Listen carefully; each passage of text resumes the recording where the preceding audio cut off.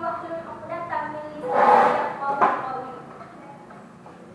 In the name of Allah, the Beneficent, the Merciful. Praise be to Allah, the Lord of the world, the Master of the Hereafter, the Creator of everything in this universe. Allah has no partner.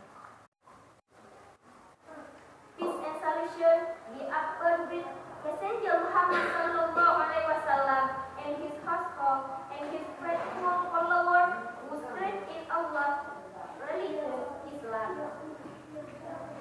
I thank Allah ever so much for the provided time and place to present my short speech about the different amnesty.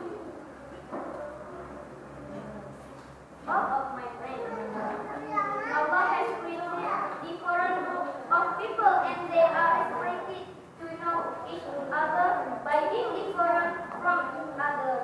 We are able to enjoy the beauty and the wonder of the creation of Allah in this world.